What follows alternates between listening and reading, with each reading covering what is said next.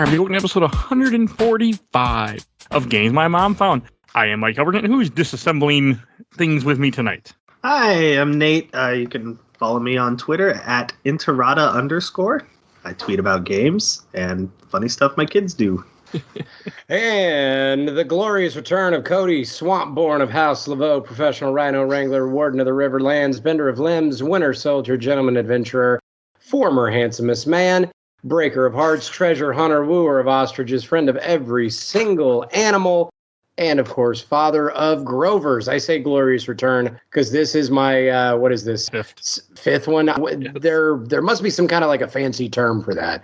Like not quite a quinceañera yet, but the five, a Cinco de Laveau. I don't know, something. But I am incredibly happy to be here. And welcome back. Welcome both of you back. Nate, you were on our Far Cry 3 Blood Dragon episode a long-ass time ago. Long time ago, yeah. And before we get too far, I just want to say we do have a Patreon right now. So as little as $1, you can vote in our current Psychic Pilot Test poll that I made. Either we watched the first episode of Psych, The Mentalist, Monk, or Veronica Mars, because I didn't have a 4 Psychic Detective show. So for as little as $1, you can go vote in our Patreon. Definitely go check that out. Yeah, you will see a link in the show notes. And this is we're bringing you another spooktacular episode. And this time we also have a giveaway midway in this episode. I will give away a Steam key. I want to mention that. I still have a lot more to give away. It's hidden in the middle. So they have to listen to the whole thing. Somewhere in the middle, yeah. I always do that. So it makes you have to listen if you care enough to get the code. And that won't make it too easy. Quick, hurry up and scrub. Hurry up and scrub through. Hurry up. Find it. We're here to talk about Dead Space 2. Developed by Visceral Games, published by EA, came out in 2011. Yeah. 10 years ago. That was quite a year. Yes, it was. That was. I was going back to college when this came out. 2011 was my first year that I ever started to professionally do what I do. So it was exciting. Oh, wow. Yeah, that's how long. I had just gotten back from a church thing in 2011, and the first game I bought when I got back was Dead Space 2, because I said I like that first one quite a bit. I can't remember if I bought this game, but what I do remember, the first times I saw it, if I already beat it or not, I can't remember when my ex came back to see our son and her parents, who I happen to live with, and brought her new husband, and he was playing Dead Space 2. Really been broken up for like a year at that point, too. That was a very interesting time. It's always stuck with me. I forgot about that, but I'm like, oh yeah, that's when the first time I saw this game, early on. Oh my God. I think the first time that I ever heard about this game was the infamous your mom hates this game ads. I don't know if y'all saw this. Yeah. That's like the only thing I knew about Dead Space 2 going in is that my mom would hate this game, which means I'm going to love it. And you asked her. Well, I was 25 at the time, but it's like, Mom, is it all right? Is this? So I showed her part of it. She said, absolutely not. But now I'm a grown, however old, 34-year-old man. And I'll play anything that I want, Mom. She can't stop me. I have my own house now. Oh, those commercials are so there's a bunch of them too. Like they have a bunch of ones that they posted on YouTube of different people they got that sit down and do this and sit there and watch the game for a bit. And they're like, all right, Gladys, here's this thing we're going to show you. And it's the lady from The Simpsons basically going, well, I never. What horrible men. Why would you do this to you? Which admittedly, it was pretty funny. My wife watched me play half of this, and she is a mom. Mm-hmm. And I asked her, I said, do you hate this? And she said no. And I was like, ooh. And I was like, so do you like this game? And she said, no. Exploding infants and all.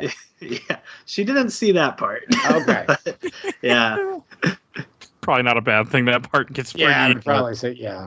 Yeah. I don't want to jump too far ahead, but that hits different when you are... When you're a dad, yeah.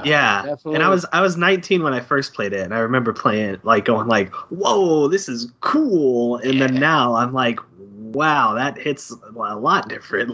Not cool. Have you ever played What Remains of Edith Finch yet? Yes. No. Okay. That game hits differently when you're a dad, too. Oh, for sure. Yeah. Fucking break. I played that in one day, and then afterwards I was like, I just need to drink 6 beers and just lie down for a bit and just ponder life. It's a game. Dead Space 2, because we played Dead Space 1 last year for the show, and that was my first time going back in a while. I had never actually gone back to this game since the first time I beat it, either 2011, 2012. So my memory of it was really bad. Like I apparently blocked out majority of it because all I remembered about the game was the big scene in chapter 10 where it, has some, we'll get there, but nothing else I remembered. I knew he talked, but I remember nothing else about this game, and I was really surprised. Yeah, I haven't gone back to it since 2011, so this was like the first time I went back. And I was in the same boat. I remembered bits and pieces, but as I was playing, I was like, oh, right, this part. Like, oh, yeah, this happens. I forgot about this. And I've actually, this is the first time I had ever played this game. Much like most of my other times being on this show, I saved it specifically because I think you told me about this like during the summer. Yeah. And you're like, Dead Space 2. I'm like, absolutely. I want to wait until it is the spooky month. I want to wait until like just before this happens. Last time I played Dead Space 1 was last year, which was nice having that little video at the very start because I had completely forgotten Space 1, which was nice. But yeah, so I was coming into this 100% fresh with 2021 eyes. And? I would say that for the end. That is boxer shelf. They're gonna have to wait till the very end, or they could just scrub ahead after they find that free code. Then they can scrub to the end to figure out whether or not that I really liked it. One thing about 2021 is I have no question now about the fact one person got infected and everybody got infected. Well, yeah, that makes sense. Oh, right. I don't question anymore. I'll never question again. Like, no, people would be smart. No, it makes sense. Shockingly, I'm gonna get Who would have thought that as soon as like the alien monster virus comes out, that there would be dozens, if not hundreds of human beings who would run at the monster and go, this is the answer. I know my rights. Turning into a monster doesn't kill anyone. Look, they're still running around. They have blades on their legs. It makes them healthier. Wake up, space sheep. Complete science fiction. That would never happen. There's a whole religion in this game that really has come around the marker. God, don't give 2021 any ideas. We don't need COVIDism. So this game takes place, I think, 2 years after what happened in the first game. Yeah, that sounds right. It's like 2 or 3. Yeah. Okay. Yeah. So the quick version is the Ishimura happened. The necromorph, he destroys the marker. Isaac leaves the Ishimura on a little spaceship or something, if I remember correctly. And then somebody found him and took him and then drugged him up for the last 2-3 years and had him doing an experiment you don't know about. You don't know. I mean, the game just starts you off. You start off with a straight jacket and you're just running around trying to avoid the enemies that are trying to kill you. Yeah. Which is one of the coolest, I think, horror video game openings of just hey, you just have to run, just don't get killed and just run. And I'm sure this has been compared by other people because it must have, but it's like Alien versus Aliens, where that first one is we're like space tech support, and it's dark and scary. What's going on? Oh my God, what's that sound? Oh, don't worry, it's just the cat. And then you kind of wander around, and then you see your first space monster. I'm going to call them space monsters. After 10 or 15 minutes, and it's the slow build up, and it's dark and spooky and quiet. This first, 10 seconds of this game, wake up, Isaac, face monster, peel back, tentacles everywhere, straight jacket, run. You don't have time to do anything else. Quick time event, smash in a door. It's been 90 seconds. Welcome to Dead Space 2. That's a good way to put it. And that's pretty much the entire. That's where the game starts. So that pretty much lets you know what you're in for. It's like Resident Evil 2 compared to Resident Evil 1. How the game, Resident Evil 1, you have time. Resident Evil 2, you start off in the streets, and if you don't move, you're dead. Yeah. I would say it's even comparing any of the 1 and 2 is good, but almost 1 and 4 if you had played those two back to back. Okay. Where 4 starts with a guy's head turns around and then a village fills up full of people. Although 2's really good too. Yeah, 2 they're in the gas station and then the tanker explodes. Remake. No, even in the first. Oh yeah, but wait, is that in the remake? Yeah, the original 2. The gas station is in the remake. You're right. You're in right. a street, and you just there's already Yeah. 3 zombies in the street. I gotta play Resident Evil 2 now. I gotta break out the N64 and play the best version of Resident Evil. I can make that happen. I will die on this hill. It's the best version of that game. I want to redirect that. My father-in-law. Side note: my father-in-law, when I met my wife, he had an N64 copy of Resident Evil 2, and he goes, I've never beaten it. So I booted it up. He had no Magnum ammo. He was at the very end of that game. Oh my God. And I was like, I don't think you can. Like, you have no Magnum ammo and like 1 green herb. Like you're dead, dude. This was back in the day where like video games, if you didn't plan it right, you just weren't gonna finish the game. Like they were like, start over. You need like 20 save files if you were playing a game to where you had save files. Right. And if you didn't manage it right, guess what? You're starting over. Also, a weird thing happened with this game. I wonder if anybody else did. When I got to the shop, so I picked this game on easy. When I got to the shop, all of a sudden, I could pick from like all these different armors that were already there. And I looked that up. Did you look that up? Okay. So, but because I thought I'd won like friggin' space lottery. I'm like, is there like a glitch in this? Is it because it's on easy mode? Like, what's going on? And no, there were a bunch of like exclusive, like if you bought it through Best Buy or if you like pre-ordered, there was like, you got this armor and this one gun and so on and so forth. But then somebody hacked it. So then when it came out later, I think EA was just like, fuck it, just let them have everything. And then they just loaded everything up. So did you guys play on PC? Yes. Yes. I busted out my PS3. Wow. And I had the refurbished plasma cutter because I had a save file from Dead Space 1. It kind of hit like a little bit of nostalgia for me. I'm like, man, I just missed the days where a game was like, oh, hey, you played that other one we made? Like, here's just a freebie, like, thanks for playing that other one. Yeah. I mean, you start off with the only gun you get in the entire game. Wait, I play plasma cutter.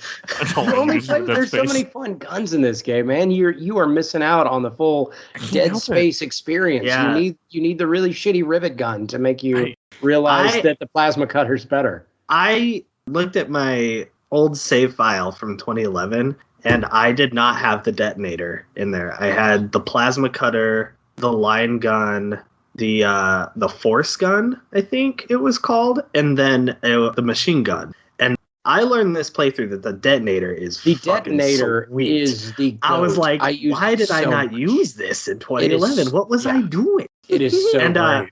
I started this game off on normal just to talk about difficulty, and like towards I have it written down in my notes somewhere, but like towards the end of the game, there's just a point where it's just like a bunch of elite necromorphs, and I was like, I'm gonna bump this bad boy down to easy. Like, I died like 4 times on one part. I was like, I'm good. No, I'm not. I always start on the easiest. I'm a dad. Like, I got like 60 minutes to play on like any given night. So I do not have I'm not trying to prove anything to anybody. I don't need Chivos. I just want to get the full experience of what I'm trying to get. Right. So there are very few games where I play. Yeah. Like, I mean, as the kids get older, I'm like, oh, but then there's always that young me is just like, I could beat it on normal. Like, no, and I'm that same way with certain games like Age of Empires 2, because I've been playing it since I was like 12. So I can throw it up on the hardest AI and just like clean it up, because it's just like muscle memory at this point. But like anything new, what's the most casual, easy, hold my hand, let me get babies first, space monster game mode. Yeah, I just need to see all of it. I got 9 hours. Let's do it. I play everything that way. I won't play any game on any difficulty but easy. I'll cheat as soon as the game starts beating me down. I save state. Well, I play a game every week for this show, so I don't have time. You don't have time, right? Yeah. And I record 2 to 3 episodes a week, so I'm like, I gotta get through this shit. I don't blame you at all. But that's all just how I like experiencing games. With this game, easy mode wasn't too bad either. Like, there were a couple times I got my ass handed to me, but like, I knew it was my fault as being stupid. Yeah. Or at one point I couldn't see because I was playing this game in kind of a lit area, and I had to go turn the brightness all the way up because I couldn't see shit. Oh yeah, that's something else that I do. Is anytime there is like a darkness slider, I always kick that sucker up. Like All the way Resident up. Evil Village and stuff, that went up. I don't have time to bump around in the dark trying to find stuff. Like, one thing about Dead Space 2, I should say, is that the first game takes place completely on one ship, and this game they up the ante in every way possible. One, Isaac doesn't shut up. He talks all the time. You see his face, he interacts with different people. I kind of like the silent protagonist better, but it's fine. And then also, you have so many big action moments in this game. Yes. All the damn time they throw them at you.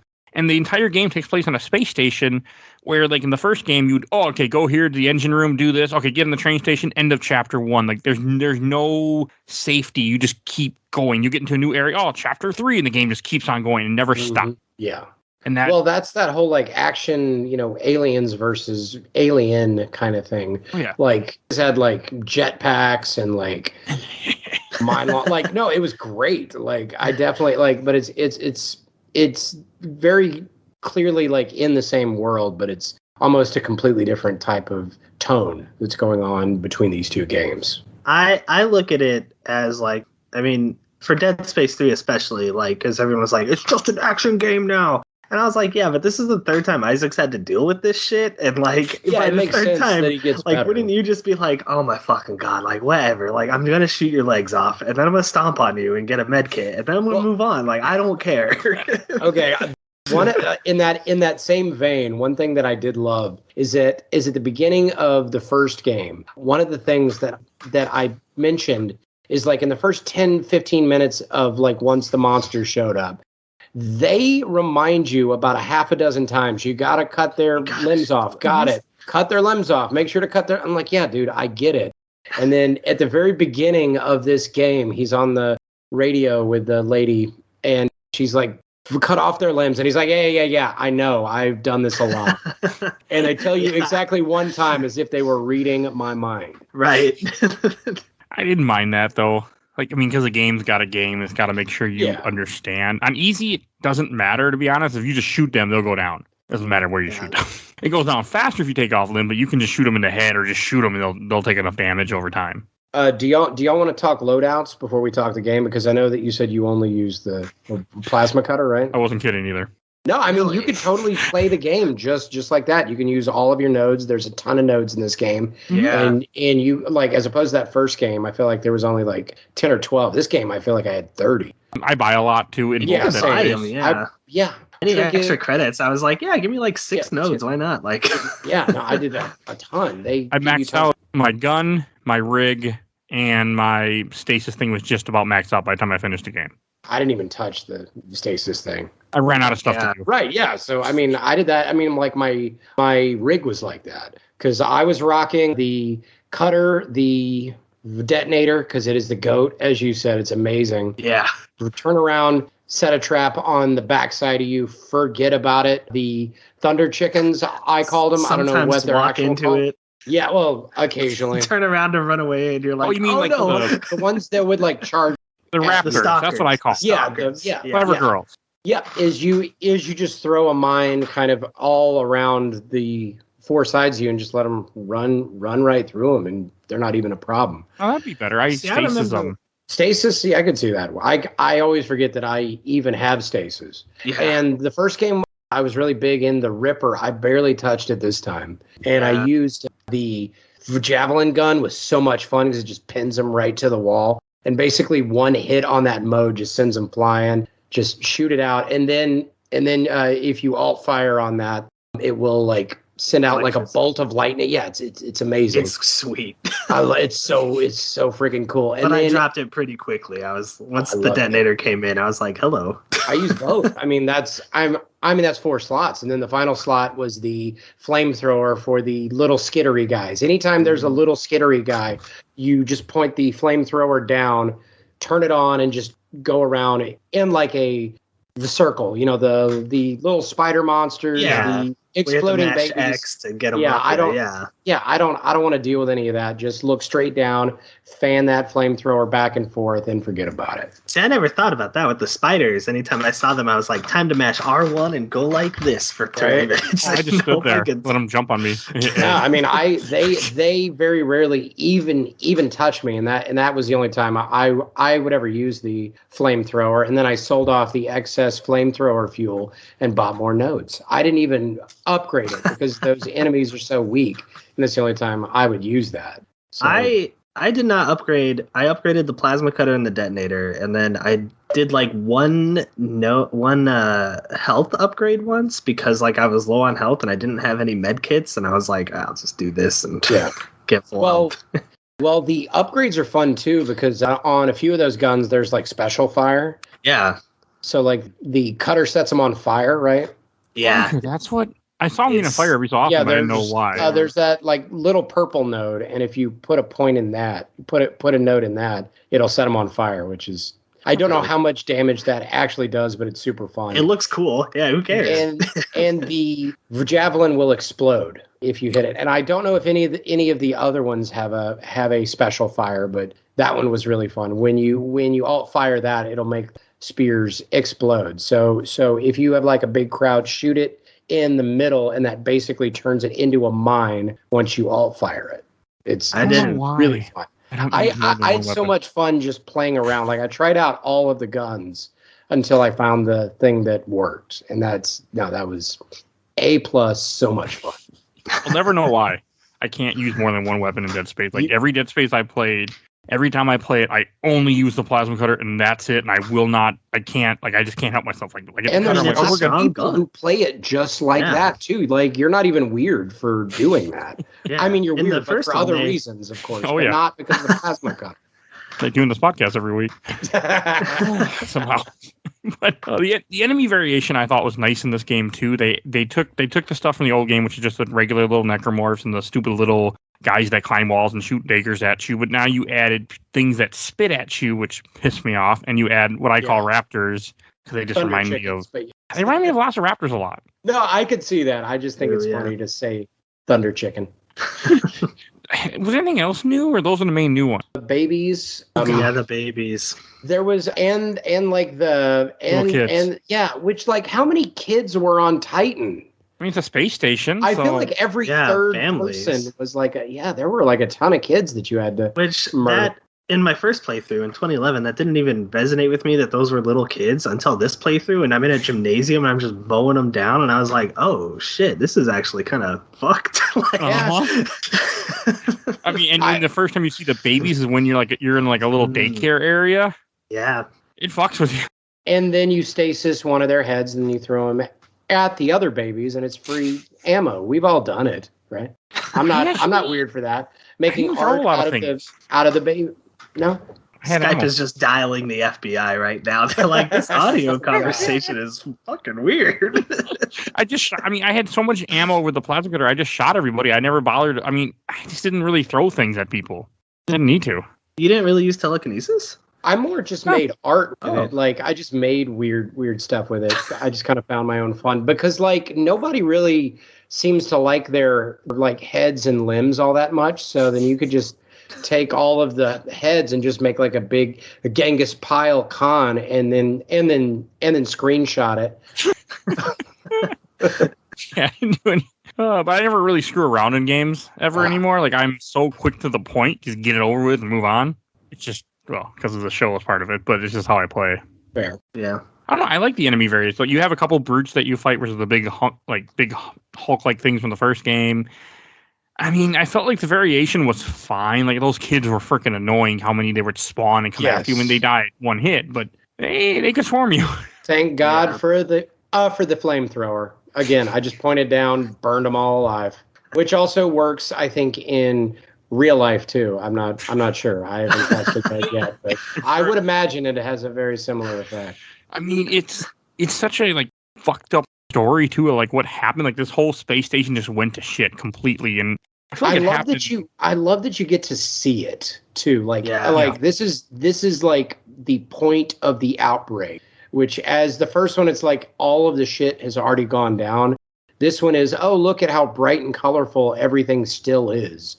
So it's either stuff is actively breaking down right now, or this happened like 5 minutes ago. And then towards the end, you sort of see how the Ishimura looked like throughout the entire game. So I loved watching that kind of go through. I don't know if the third game does that or not, but I really, really dug that. It doesn't. Oh, that's a shame. That's a shame. I mean, that's probably the big cliffhanger moment in this game is when you go back to the freaking Ishimura from the first game. Like, I think that's the one that... Yeah, it starts having, like, post-traumatic stress and stuff. That's great. It's still so cool. Like, just when you realize that I have to go back, like, it's just like, Christ. Like, all right, well... And it tells so much without saying anything. I love the way that the storytelling was done in that. Where it's like Isaac is just mowing through these monsters, and like once in a while he might get startled where he's like, Jesus, look at the thing popped out of a vent. But like once he sees that ship and he realizes that he's going to have to go on it, he visibly gets chilled. Like he is freaked out without seeing a single space monster. He is just completely like I love the way that part is done from just top to bottom. Well, even like with the Ishimura, like when you get onto it, there's no enemies at first. It's just empty, and you see the same place you went to when the game started. You can see the room where you started in the first game, but now there's like they put plastic all over all the walls, essentially covering all the blood and guts from what happened. And that I had to remember. That was the one thing I remembered about this game, and it hit me still. I'm just like, it's so good. And it's very much like the first game where it slows down and he's like, except he knows what he's waiting for. So like, I know that I was playing that game where like you like slowly go around a corner because you're certain that there's going to be like a boogin waiting right there or something ready to jump. And it just never does until you get like a good 5 minutes in. There were three things that just like I wrote down for the Ishimura. And one, there's a room where you have to move, like, there's, like, big blocks in front of a door, and you go in the door, and it's a bathroom, and it's a text log, and someone had clogged the toilets, so it's a text log of this person complaining that someone clogged the toilets on this derelict ship, and it's just like, don't fucking use the toilets, basically, which I was like, that's good. Yeah. And Makes then, right, and then compared to just, like, it's so cool that like on the Sprawl you are just like you open areas and stuff, and then as soon as you get back on the Ishimura it's just like tight corridors again, and you're just like, ooh, you feel it. And I couldn't be 100% sure because I wasn't able to like record gameplay from my end or anything like that. I'm pretty sure that Isaac's aiming is a lot more shaky when he's on the Ishimura than when he's on the Sprawl. Like, I feel like there's just a slight waver, like when I was holding the plasma cutter and waiting for an enemy, that he was just like kind of moving up and down a little bit. And I was like, that's cool. That's good detail. Like, that's amazing. I can believe that. I didn't really, I ran through Ishimura so quickly. I did that today. I think I did the Ishimura today. The day that we're recording, I'm like, shit, I got to beat this game. So I was rushing through the rest of it. You know that, Mike. Okay, so you know that that hallway where the two brutes spawn? Like you kill the first brute and then you go down and a second brute spawns? I died in that hallway, and the second time I did it, I killed the first brute, and then I was a little more like slower paced, and the brute hit me, and like I ended up behind where it spawns, and I turned around to like shoot it, and it backed up in between like there was like a doorway here, and it backed up into that door, and it just fell through the floor and disappeared. And I was like, what? I was like, all right, goodbye, thank you. The game's like, I don't think you can do this. Yeah. I did that on the elevator, although I was the one that just fell through the floor and fell down. So really? there definitely sounds like there's some like floor falling glitches, some collision. Yeah. But that is pretty cool. I love the thought of this big hulking monster falling through one of the old holes in the floor, and you're like, oh, well, not anymore. If I was Isaac at that point, I've been like, oh crap, this is worse. Like I'd rather this thing in front of me, and it's down there somewhere. Right. Time to go. Well, you destroy the Ishimura too in this game. Yeah. Because you activate something. I'm assuming it blew up or something happened to it. I mean, he has to take he's using the gravity wells, and I think they said like, oh, you're gonna pull everything, it's gonna wreck the ship, it's gonna wreck the station, and so I mean, I assume he probably wrecked the thing, hopefully, because that thing was not doing anything at all good. EarthGov can probably claim that as like a tax write-off. Government's terrible in Dead Space world, from what little I know. Yeah, the government only gets worse, we find out, through sci-fi. Like, big corporations and the government are never better, like 200 or 300 years from now. Oh, and it's early on in the game when you go to the church, because there's one girl that's talking to you at first that you think is on your side, and you find out that she's not. She actually is part of the eutologist that's trying to capture you. And like, I think it's funny when you're in that church, like, oh yeah, we don't have any cameras in there, separation of church and state. I just laughed a little bit. I'm like, that's all it should be. Right. There's a good line when Isaac is about to go on the Ishimura, and Ellie, Isaac's like, oh, it's the Ishimura. What is it doing here? And Ellie's like, oh, it was attacked by terrorists, so they're like fixing it up. And Isaac is like, what? No, like that didn't happen. Like, what are you talking about? I like that though, because that's what would happen. I mean, that's absolutely what would happen. It would just be a cover up and say like, oh, a terrorist attacked, and we have to everyone died. I worked a government job in like 2018, and they gave me a beeper. So that should let you know about how much the government loves to keep using incredibly outdated technology as long as it can save them money. But why wouldn't you just give you a cell phone? I had a beeper, like straight up. Like I didn't even know they made these anymore. And then they're like, oh no. They don't. This has been around here since 1994. So we found take really good care of it. This is your beeper. It still has someone's name on it. We don't know how to fix it. No one does. It's a friggin' beeper. So yeah, no, it is completely on brand that they would take a monster riddled, incredibly outdated ship with non-working toilets, put a little bit of duct tape on it, and then kick it back out into space to go get space gold or whatever it is they were doing in the first game. Mining minerals. Right. Yeah, space gold. Okay. Of course. Yeah. Well, like there was the gold circuit boards that were worth like 3,000 credits. So I assume. And there's the ruby semiconductors too. Yeah. Do you think anyone else, like, because they're fighting the necromorphs and stuff, do you think anyone else took down a brute and was like, oh shit, dude, a ruby semiconductor, that's $10,000? Like, they must have, like, and do the monsters like eat those? Are they like dragons? Do they like hoard money? Like, what's going on there? My guess is that I just imagine Isaac going like, big payday coming up. What pockets? Because most of them are like just butt naked. So I don't know where they're do not sniff that money and those semiconductors, because they'll smell terrible. My guess is that it's stuff that people had on them when they became a necromorph. And it's being held somewhere on their person, which, again, is a little disturbing. Inside them. I mean, the necromorphs are a mutation of different people put together, essentially. Yeah, that never occurred to me in my, 9 hours of playing this game. I was just like, of course, like, an alien would drop $10,000. Well, that's just video game logic, Yeah. This game did a good job of giving me ammo, of giving me med kits, of giving me what I needed when I needed it, and kept me with stuff going. Like in a game, and it gives you a lot of money too, which is nice. I'm like, okay, I can use the money to buy more power nodes, to upgrade my gun, to upgrade this, to buy more med kits that I don't need because I want them, buy more ammo. Exactly. And I like when a game does that. I mean, yes, it's holding my hand and but that's fine. I just want to shoot aliens. I just want to shoot things and be not, I don't want to be. If I want to die and play this game really hard, I'll play impossible. I'll play hard. I think hardcore mode. Hardcore. There's like hardcore and there's zealot, which is just that. I think hardcore you can only save it 3 times. Yep. Which is ridiculous. Which there was an exploit on the 360 because you had to switch discs. So when you switch discs on the 360, the game would just save in the background. So basically you got a free save because the game was like, well, if you die before you get to a save point after reaching disc 2, it'd be rather shitty of us to be like, you got to put disc 1 back in, buddy. I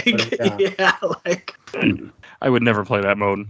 No, I've thought about it. I've started one on Dead Space 3 because it's permadeath, but the game is constantly auto saving, so you can quit. But only having not having any auto saves and and just dying and then being like, well, there goes like 3 hours of progress of. I I think in Diablo 2. I did hardcore mode once, and I got like to the second zone or third zone. And I died, and that was the end of that. Never again. I never fuck around with stuff like that again. The last time I tried that with a game was BioShock Infinite. I did it on what was 1999. It, like, 1999 mode, and I got pretty far in it. Like I got about a third of the way through. There's some tough parts on. And I realized that I had this back in, I was it was like the summer where I like didn't have any college classes or anything, so I could just sit around and just play video games all day. And I probably started playing it at 10 in the morning, and then I get about a third of the way through it. It's like 3 in the afternoon, and I am not nearly as far in it. And it's just a grind where it's like a slog. You just beat one part, and you just barely make it to that thing, and then by like 3 o'clock, I'm like, I'm not having fun. Why am I doing this? I beat that mode. What am I trying to prove? Yeah.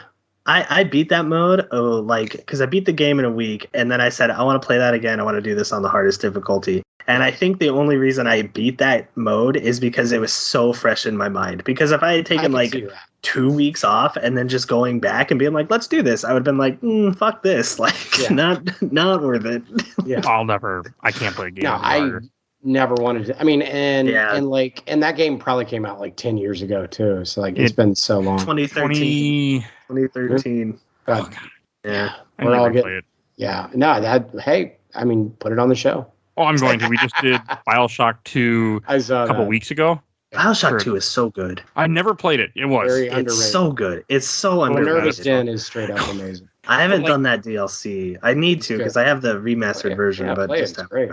I'm going to for a mini. I haven't played it yet either. But another thing about Dead Space 2 that I like is that you have Nicole back, even though Nicole's dead. Spoiler alert! In the first game, she's not really there, but you have her talking to you for most of this game, where she's just has light coming out of her mouth, and he knows he's hallucinating. He's like, "You're not real." Yeah. And at one point, near the end of this game, he gives in to what the marker had did to him, and then she looks normal. And he's talking to her, and at one point she's like, "Make us whole again." And then he's like, "Shut up." He doesn't say shut up. He's like, you're not real. Okay. Oh, sorry. I was gonna say I like that the whole game he hallucinates her, and then when he accepts like that she's dead, or that he can let go of that guilt he feels for letting her die, she becomes normal. And then at the very end of the game, she's like, "Make us whole," and he's like, "What?" And then you have to fight her. Yeah. because and then she turns evil again. And it's like, oh, of course, the marker, which is poisoning his mind and his body to have these awful hallucinations. Of course, this hallucination of his dead girlfriend caused by the marker isn't going to be good in the end of the game. The whole thing about what the marker does is it gives you dementia, is what the game always says. Mm-hmm.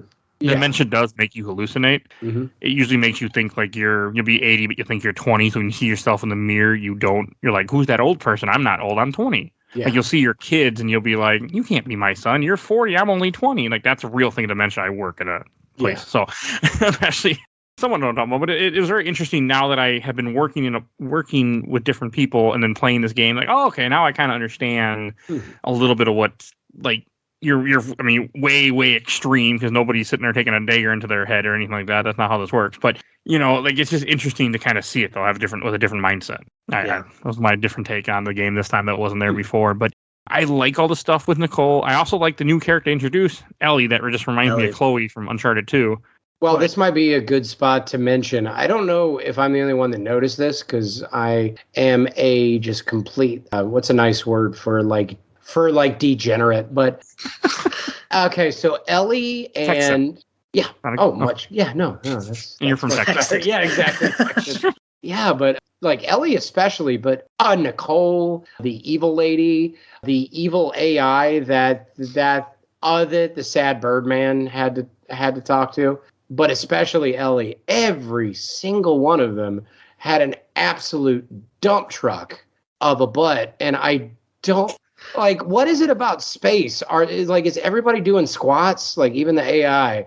Okay, you guys have no idea what I'm talking about. I like that you took the time to just be I'm going to look at this AI butt. Of course I was. there's like cutscenes where you can't move on. So I'm like, what's going on? And Ellie was the first one I noticed. I'm like, dude, like what is going like? What is she like? Is she like she's definitely doing squats there? And then I just started to look, and apparently they are lifting some ore over on Titan. I mean, the gravity has to be crazy there because like everybody is just packing heat. And like Ellie was the first one that I noticed. So then as Isaac's dead girlfriend would like show up, I'm like, no, she's got a big old butt too. And then like even the AI, I was like, there's no way. Like, and yeah, sure enough, the AI, like whoever did the art on the characters was a very lonely person, and I commend them for their work. Because it is 2021. We are no longer about the Mondo cans. It is all about the dump truck butt. I appreciate that you brought this up because thank you. I was always confused how in the middle of the game, Nicole looked at Isaac and said, "Make us butthole." Yeah. Oh my gosh. You are a degenerate, sir. How dare you? You know, I did not notice any of that, and I usually tend to be. Notice it either. No, dude. Like, pull up like Ellie right now, and you will like it will make your eye. You will never not see it. Hang on. I mean, she's an attractive character model. No, she is really pretty, but no, I mean, like, go back, and she's wearing like cargo pants. It's like, I mean, it's not like something where like they're trying to draw the eye towards it. I mean, she's dressed very sensibly for her job. It's not like exploitative. So you're telling me she's not wearing a black miniskirt, a blue tube top, and big boots? I happen to love Resident Evil 3. I do too with that outfit, man. That is it helps with the movement and the dodge. Yeah, she did have a dodge in that game. She didn't have it in Resident Evil 1 because she was wearing pants. She was wearing armor. Yeah, no, she needed the skirt so she could dodge roll the Nemi. That's how that works. Okay, now you got my attention. Now I'm curious to go look. I think I screenshotted that. I'm gonna put it in here if I can. I enjoyed all the Ellie stuff. Like I don't know, it kept hitting me of Uncharted 2. Like, this game really feels like Uncharted 2 in a way because you have the first one, they improved on everything and made it so much more bombastic.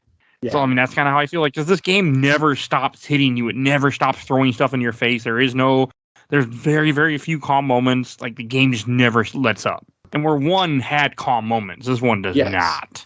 I would say the only calm bit is in the Ishimura, where that break, but that's very, very brief. Which I wonder, that's probably like something that they thought of when they were developing it too. Is just like, hey, we are just pounding, like we are just hitting home action sequences, like QTEs, like cool semi-boss fights, and then it's like when we go back to the Ishimura, we should just scrap, like we should just have it. Yeah, Dead it's Space a nice 1. callback to like, 1. Yeah. Yeah, like just like let the player just be like, ooh, this feels different. Yeah. And then we hadn't talked about it yet, but you have the 0G parts too, where in this time you just hit a button or L. Oh, it's L3 so nice. B, and he just lets off of the ground, and you can kind of like fly around in space. And it's so much more fun. I love having so the cool. jetpack, as opposed to that weird jump you would do, and you didn't quite know where you were gonna land, and hoping that no one was on the other side waiting to kill you. I mean, like I remember he'd go on the ground and he'd go, "Wah!" Arms up in the air, and he's flying toward the next thing. Like, yeah, I'm much better with this. I wish they had explained that in universe instead of just like, oh, it's a new gameplay mechanic. But in universe, they're like, hey, 3 years ago we couldn't fly around like this. We were just diving headfirst towards the wall. My explanation, in quotations, is that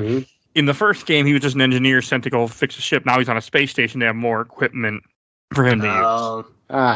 Well, plus it was a very outdated ship too. Right. Yes.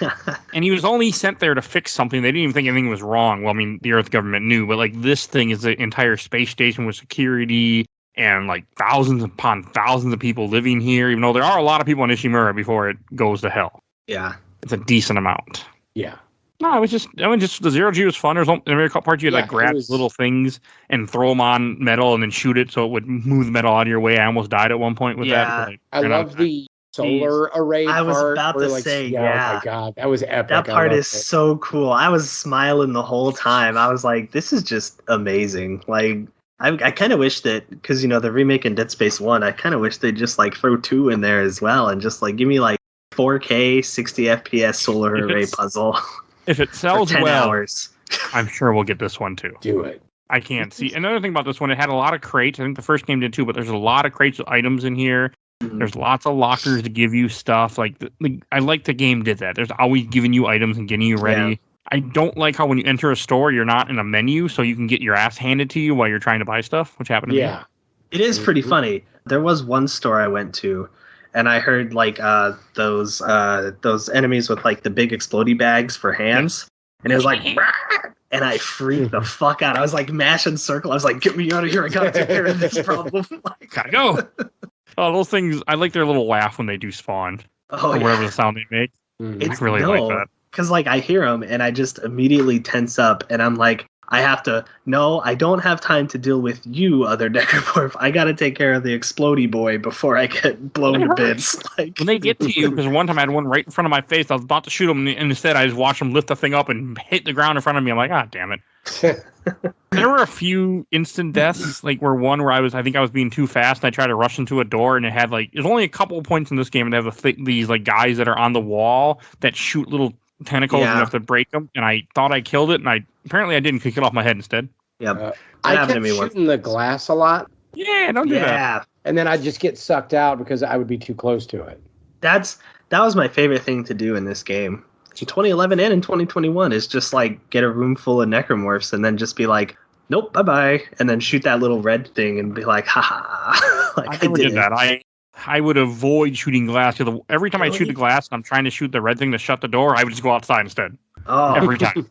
I'm like, fuck this. I just had a hard time with it for some reason. I couldn't make the shot. I probably just practiced that as a child. Well, as a young man, and now in my old age, it's like muscle memory. not that good at aiming, I guess. I'm not very good at games. I just play a lot of them. You and me both. Yes. But that's all different. Another thing, one of the other characters that's with you is there's a psycho guy who also was being experimented on, like you were, named Strom, that you end up killing. Strom. You end up killing him near the end. Yeah.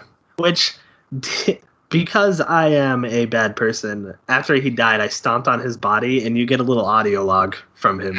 And I was like, I clapped. I said, that's good. Oh my God. I put his head on the thing. I made head art with him as well. He deserved it, though. He took out Ellie's eye. Yeah. It is. I do like how, when Ellie and Strauss are together, she's like, Isaac, this guy is fucking nuts. You should not listen to him. Because no, trust him. He's gonna show me how we can get out of this. And then, after he stabs Ellie, Isaac is like, what the fuck is wrong with you? And it's like, someone's been telling you this whole time not to trust this guy. Yep. He's been acting crazy literally the entire time he's been there. Right. He's reciting steps, and Isaac is like, what's the 5th step, buddy? What? Just tell me what it is, man. It's you probably don't want to know. Yeah. Well, Isaac's messed up as it is, too. I mean, he just lost 3 years. He murdered everybody on a ship. He don't know what the fuck's going on. Yeah. Which that's a good point. The dishonest narrator, basically, of just no, we have to trust Strauss. And it's oh, no, we shouldn't trust Isaac. We should not trust Strauss. Isaac is basically going or turning into Strauss with his insanity. Yeah. I mean, because that's what the marker does to you. Yeah. That eventually it's just going to drive you insane. It just. Yeah. Oh, it is so fucked up that because it's not like the Ishimura where it's oh shit, we didn't know what this was doing. The government was experimenting on these people to have them access these memories to build them a marker on their space station. Even though they knew the consequences, they were yeah, go ahead, buddy. Yeah. And then when things turned to shit, they were no, this is still a good plan. We got this. I mean, I guess maybe the idea was that they're all expendable. 2, you're on a station, just blow it up, in the middle of space. Yeah.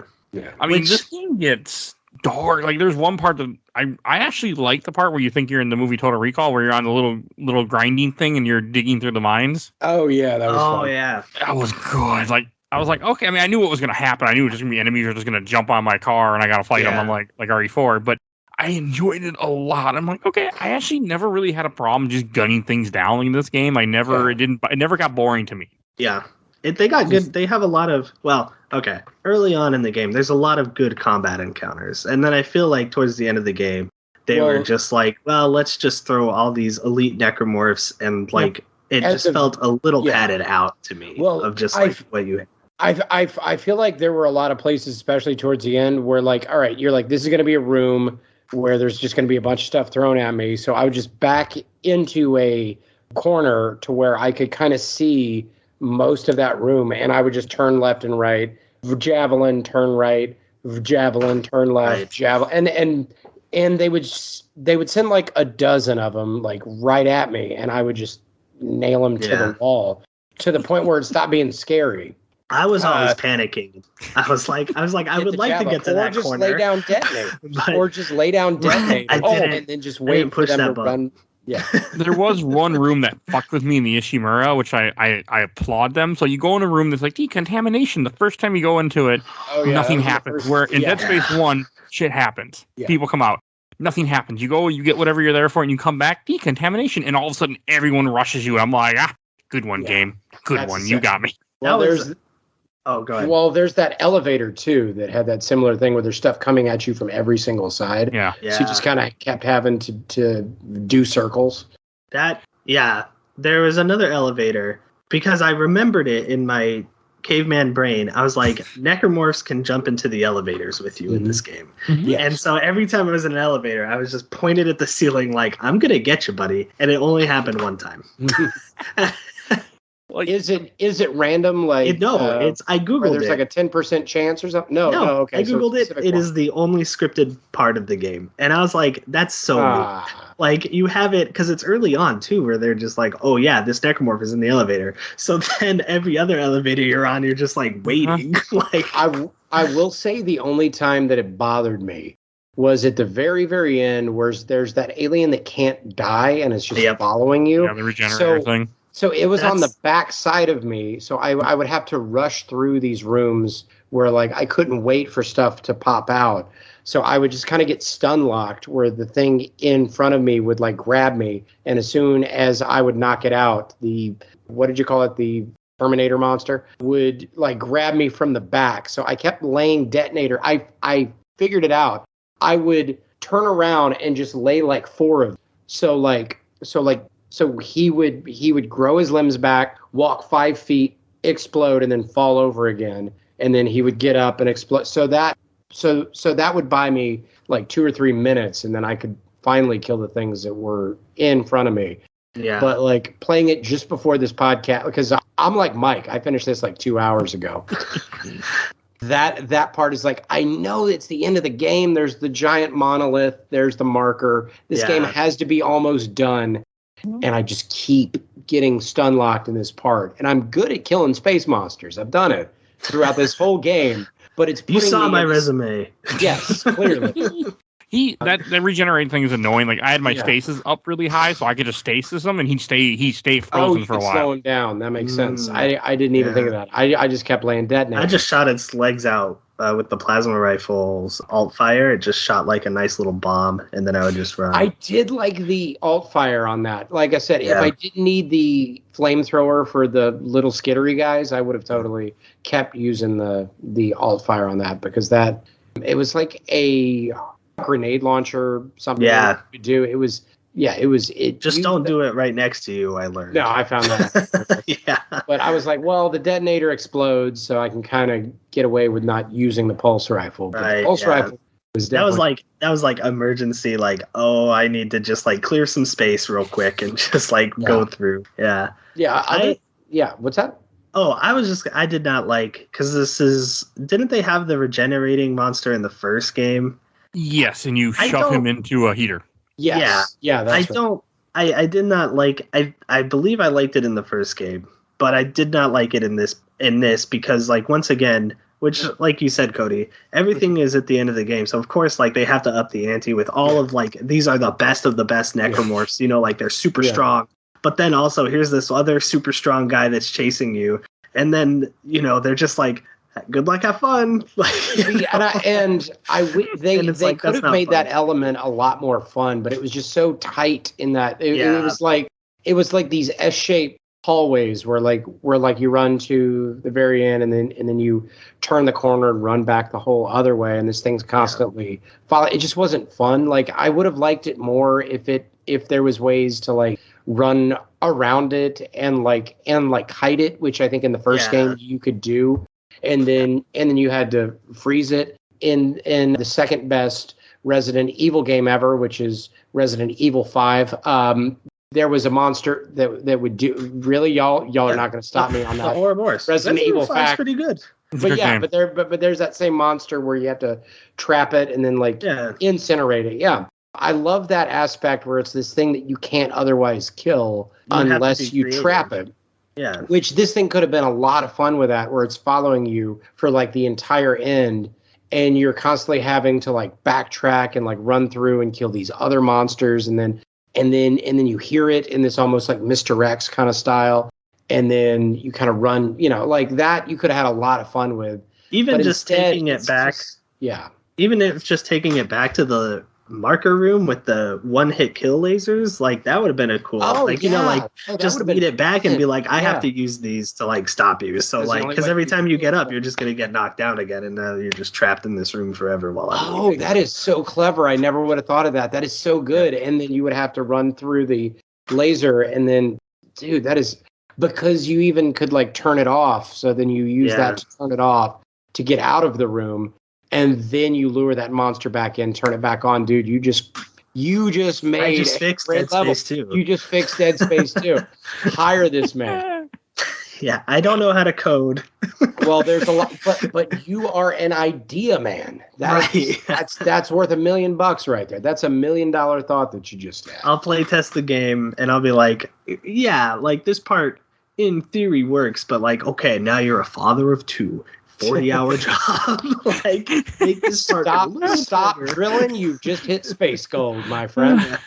And I mentioned Resident Evil in this game, or as opposed to this game. Do you remember when I talked about it the first time that we played Dead Space 1? Why it's so similar to those games, right? A long time ago. But okay, I know this is like it was a year ago.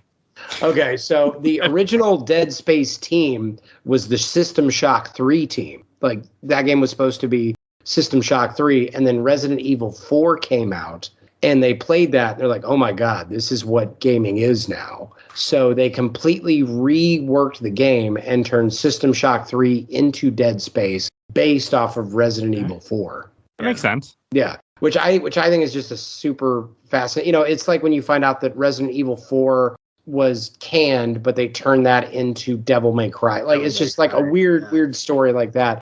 Is that Dead Space was, that whole thing. I love that, and you can see so much Resident Evil influence in this series, in the monsters, in the way the quick time events, all that kind of stuff. Even though it's made by completely different teams, completely different companies, even. Yeah, the quick time events weren't too bad in this game. I didn't mind them at all. No, they weren't. Except I did get tired of that hacking mini game. I really don't like it. I found out, but the first time I did that, I thought you just had to hold it on blue. So I'm sitting there and I'm like, okay, go to the next phase, please. Like, and I'm like, oh, I have to hit X and then move on. Well, see, I like when there's enemies like that is one thing I like is when they did it next to the regenerator guy, even though I absolutely hate that guy because he would only stay down long enough and you couldn't see where he was. So I like that bit of tension added to it because it's easy, but it's not so easy that it wouldn't make you sweat if there's something going on around. That was the room I put up a whole bunch of detonators and I was like, then I know you're coming and I can, like, if I need to, I can back out of this. And but I like the idea of that, of something that's easy, but it becomes a lot more stressful if there's an external something else going on next to you. Which I think the only other thing that did that was there's one where like the giant frog monster, I don't even know what you call it, the big hulking one would come out of the floor, and like as soon as you turn your back and like start to hack it, this is towards the end. and then you would just hear the footsteps of it. Like you could hear it lumbering towards you as you hacked the door, and then I immediately just turned around and blew it up. Does this not ring a bell? Okay. I thought that was the regenerator monster. Well, no. This is around that. This is like chapter 14. This does happen, but no. There was another one when you're in a big open room and there's a bunch of ammo in there. So you're like, oh, something's going to show up, and there's just that hack box at the far end of that room. And as soon as you start to hack it, or at least when I started to hack it, this giant hulking monster just showed up on the back side of me. So I finished hacking really quick and then immediately spun around and just completely glassed it. It was great. It was so much fun. Early on, when there's like a room where there's a brute and you have to like throw exploding canisters at something. Oh, a brute, is that okay? The big hulking ones. No. Brute's a very good name for it. That totally makes sense. Thank you. I totally put it on the IGN wiki. Oh, yeah, because there were times where I was just like, "How long is this chapter?" Because I'm tired and I want to go to bed. Like, how much longer do I have? But yeah, there's that moment where you have to like throw canisters to explode, like you're exploding the station, like a part of the station, and like this, and he's just like running around. So like you have to like keep stasising him and then throwing canisters because they would like spawn in the wall. And then, like, you'd have to wait for, like, them to recharge, basically. Okay. And then, like, do you remember this? And then it starts exploding and stuff, and you have to, like, get out of there. Oh, yes. I thought that part was super cool. And I almost died because I killed the brute with, like, one of the last flame canisters, and I was trying to get his semiconductor, so I was, like, trying to, like, telekinesis it to me while I'm, like, running to the elevator. I'm like, come on. Like, so that was pretty cool. The old Scrooge McDuck. Where you grabbing the last bit of treasure as the spike wall's coming down on you. If it was payday at my work and my work was burning down, I would be like, I need my paycheck, please. And that is why you direct deposit. We all know this. That's probably I think we're about an hour, and I think I should give out the code now. Okay. Ooh, so code. The code, the Steam code this time for Posto Redux. And then what you do, Mike, is you end the episode right after this. So this is for Steam, and here is the code 725DNMI79NIIITT. All right, and there is your Steam code for Posto Redux. I know everybody wants that. Could you read that again? I'm opening up Steam. Scrubbed up here. You all just scrubbed here. Joke's on you. I just put it in my Steam, and I'm playing Postal right now. I don't think you want it, but hey, it's there. Everybody wants it. Hey, somebody, it's free. Get it for free. Yes, I already have it. That's why I'm giving it away. Yeah. But yes, I am. Whoever scrubbed here to get that super exclusive Postal God of whatever. War Ragnarok. Welcome. I know that you heard me at the very start of this, and now you should scrub back. I totally talked about dump truck asses like 30 minutes ago. You should go back and listen to that. So I'm gonna put this picture. I saved all of them. Mike's like, how can I edit this part out? Like it makes the conversation flow naturally. When y'all are not expecting it, there are going to be butts like in your feed. One thing we hadn't talked about yet that I kept thinking about because one of the few scenes that stuck with me from this game was the needle scene in his eye. And I kept waiting for that to happen, and it wasn't until and I thought it would cure him. It doesn't cure him, and one is like the end of the game, and does he lose his eye because of that? Because it goes in his freaking eye all the way deep. No, it shows. Well, you actually have to have that hole in your eye. I mean, you can go all the way back in there, and you don't. I mean, I don't know exactly how that technology worked. They have tons of lasers, but for some reason they thought it was like a needle. I thought it was like a lobotomy that he was basically giving himself to just kind of like get rid of the hallucinations. Well, he doesn't stop hallucinating. Once again, then he should have gone over the eye and then back up. We've all done this before. But he's hallucinating, and this person is like, stick this needle in your eye, it'll help. And then the marker's like, hey, we got him punked. Completely unrealistic. You go in over the top of it, and then you reach back and you just scramble it. We've all had kids that mouth off just a little bit too much. You need to You need to calm them down a little bit. Yeah, shoving a needle in their eye. That's like, okay. The old, no, over the eye. Over the eye. It's just a part that would fuck with me. And like, I also find it amusing that when you get to the Earth government part that's in the space station, they're just fine. They're all locked up, and you're the one that you take out one battery and it shuts everything down, and you kill everybody. Yeah. I mean, you really think it'd be more than just. I hope no one goes in this vent and goes to this one battery and pulls it out. We're all gonna be fucked. That part, the needle part, is amazing. Just like that's great. That in 2011, a developer said, "Hey, I think this would be really cool," and they got away with it. And they got away with so much shit in this game. Like the scene, so great. The scene where the woman is like calling that necromorph baby to it, and it's like, "Come here, baby, come here," and then it just fucking explodes, and the like, noise, we're just that wet, squishy fart that pops. Yeah, it's so great, and just blood shatters all over the window. It's art. They had conversations in that office of just like, are we going too far? Like, is yes, you are. MSRB going to be like, you need to not do this? Like, I want to know what they couldn't put in the game.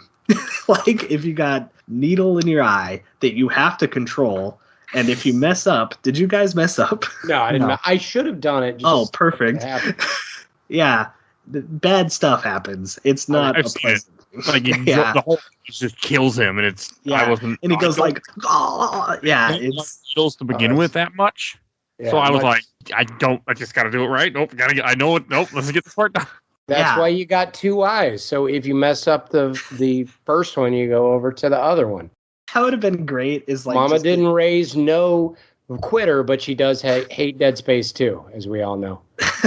That'd be great as like an Easter egg where like if you mess up that needle scene like 5 to 10 times, the Easter egg is like Isaac goes, okay, we'll just do the other one now. Like, try again.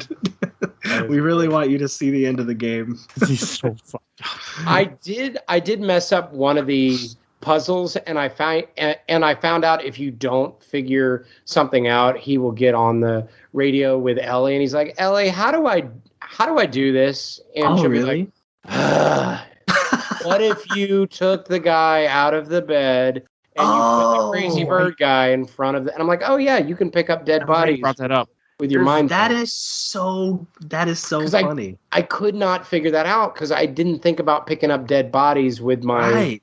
I was like trying to punch his head off and then like punch it over to... Because I forgot you could pick stuff up for the longest time. And I'm like, kick his head over there or what? Yeah, I was just trying to like soccer ball his head there, and it just wasn't working. It doesn't work that way, no. No, it doesn't. And it turns out you can just like brain magic his whole body over to it, and it opens it up, and then there's me, that was AI. Funny. You just grab a dead guy and throw him in the camera, like, okay, well, yep, it's him. You're all good. Why Come on. It work? He's upright. All of this, all of this tech, and they can't see that he's not alive. It was amusing to me. Also, like, this is way, jumping back with how you get the equipment, that he's just taking apart things. Oh, here, I have stasis. I'll just take this off. Okay, I got stasis. I need telekinetic. I'll just rip it out of this machine. Like your gun, I'll just rip it out of the machine. All right, got a gun. It's mine now. Yeah, exactly. I did like that. To me, that was like, okay, this is cool. But I did not figure that out for like a good 2 or 3 minutes. And then finally Isaac gets on the radio, and it basically is the game going, Ellie, this is too hard. Tell me how to do this. And she's very, like, clearly it's the game, like, making fun of you. And she's like, Isaac, pick him up with your mind and put him over in front of the camera. Like, oh, right. Mind game making fun. No, that was actually pretty funny. I tried that out 2 or 3 more times. Not because I could not figure out. I'm a super smart guy, but I wanted to see if I totally couldn't figure it out. But eventually, Ellie will come on the speaker, and she will basically tell you how to get the game moving forward, because it's very upset if you go too long without killing anything. I can believe that. The game wants you to keep murdering things. Exactly. Yep. Mike, you brought up that scene where, I don't know if it's the same scene as you were talking about, but where Isaac removes the battery and all those necromorphs enter the station. Yes. Is that the scene where, like, all those soldiers are, like, shooting at Isaac and you run off into the side? Yes, and you go in the van, like, we can't find him, and then you pull out the battery, shut off the power, and kill everyone. That part the is lights so go cool out. because you can look out the window and it's just all these necromorphs, and then they just start shooting. I was like, this is just so cool. Yeah, it was so rad.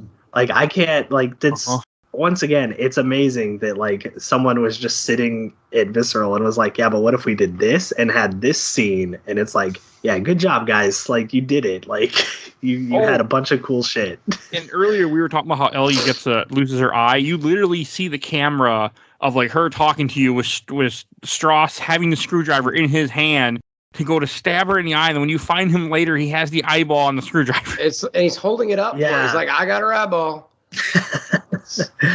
There is that scene, or the part where Strauss and Ellie are on top and they're video conferencing each other.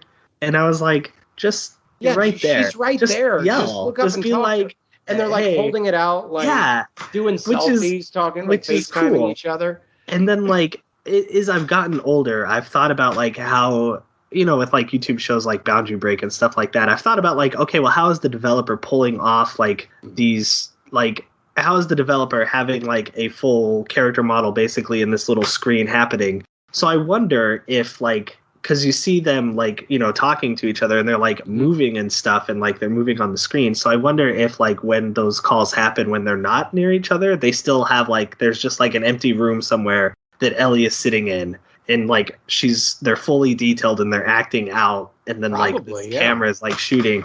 So I was like, oh, that's cool. It's likely, yeah, I would think so. I watched a little bit of a speed run, and they were, like, breaking through the walls, but I don't think they found any of that. I mean, that's not to say that they're not there or they're not. Right. But that would be very interesting. I should go back and look and see if anybody broke the game and found that somewhere. Because I know other games will do that.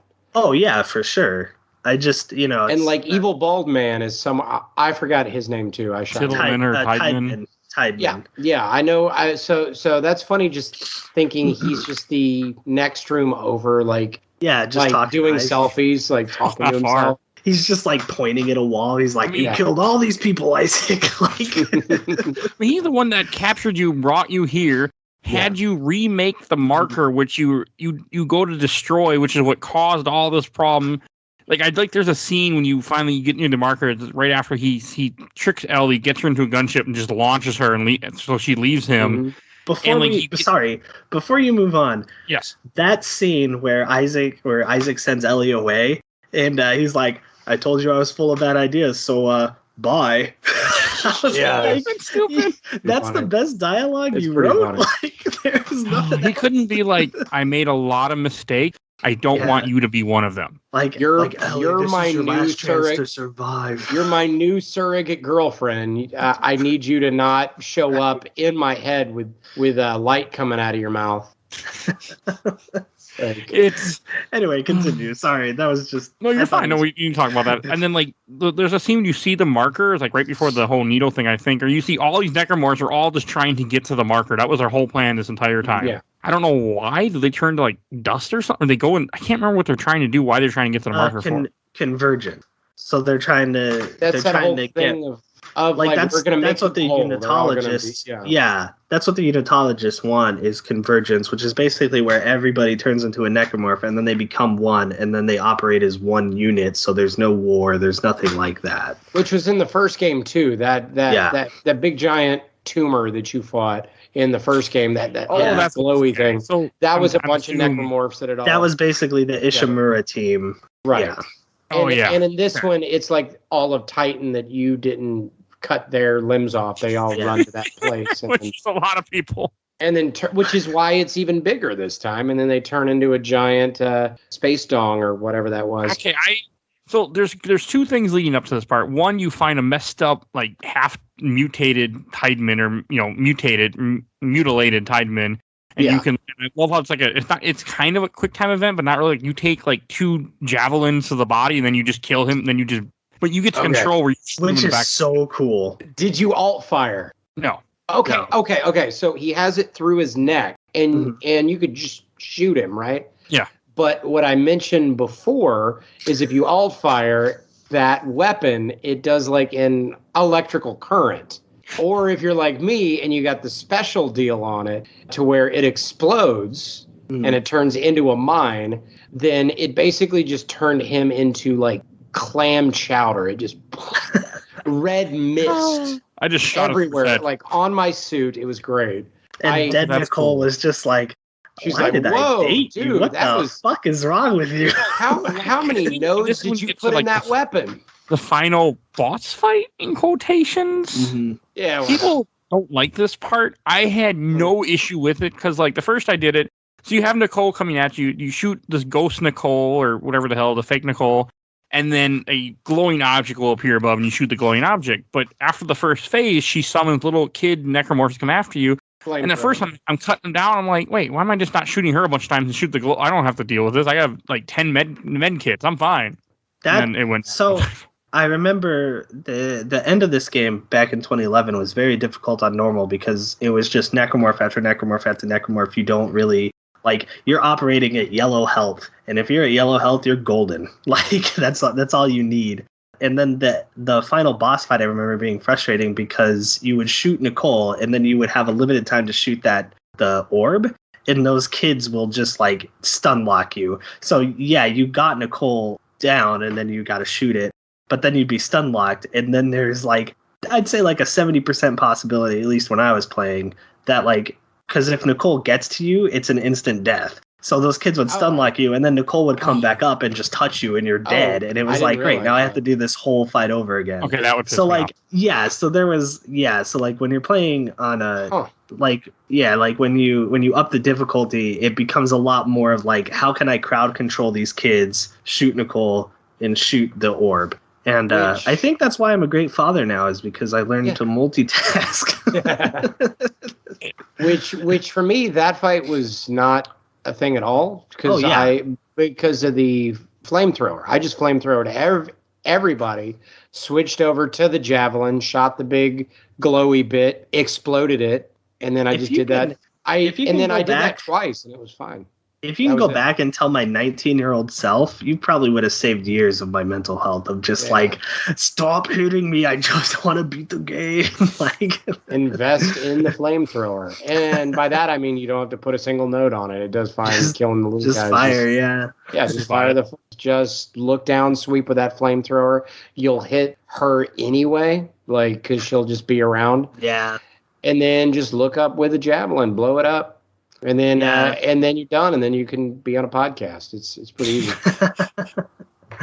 Okay. I do think this boss fight is better than the first games. Yeah, in my opinion. I have no problem with either one. I want to put that out there. I like the one in the first game, and I like this one too. Yeah.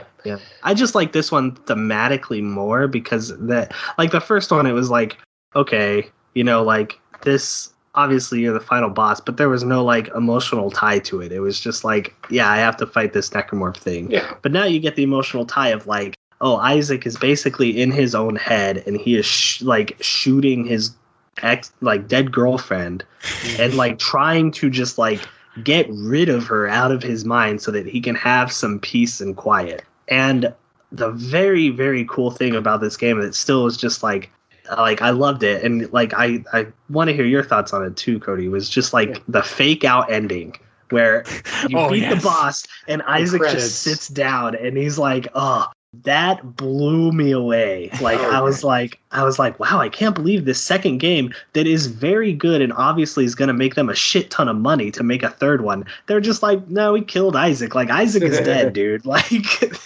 Well, I will say this ending is a lot more memorable.